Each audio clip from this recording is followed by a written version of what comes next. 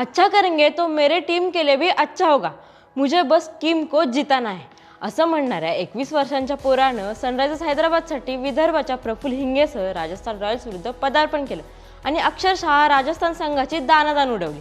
पण कोण आहे हा साकिब? हैदराबाद संघात कसा आला?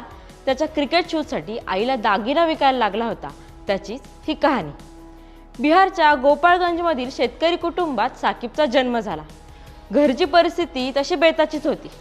त्यानं काहीतरी चांगलं करायचं म्हणून आर्मीमध्ये जाण्याचा विचार केलेला। तो घराजवळ असलेल्या आर्मी ग्राउंडवर धावायला जायचा, पण त्याचा वेग पाहून तेथील लोकांनी त्याला क्रिकेट खेळण्याचा सल्ला दिला।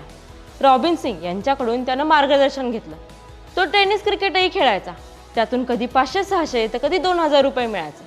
पण क्रिकेट खेळायचं म्हणजे शूज हवे आणि त्यासाठी 10-15 हजार रुपये आणायचे कुठून हा प्रश्न असतानाच त्याने एकदा त्याच्या आईकडे इच्छा बोलून दाखवली।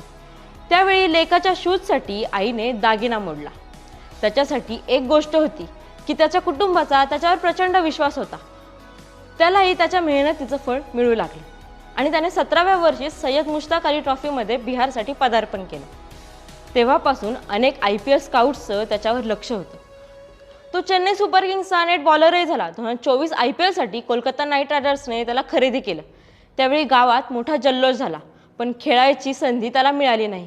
पण त्याने मेहनत सुरूच ठेवली होती। त्यानंतर आता हैदराबादने त्याला संधी दिली आणि त्यानंतर त्याने त्याचं नाणं खणखणीत वाजवून दाखवलंय। साकिब सोबतच प्रफुल्ल हिंगे राजस्थान रॉयल्स विरुद्ध चमकला। त्याच्याही प्रवासाचा व्हिडिओ आमच्या चॅनलवर आहे आणि त्यासाठी चॅनलला फॉलो नक्की करा।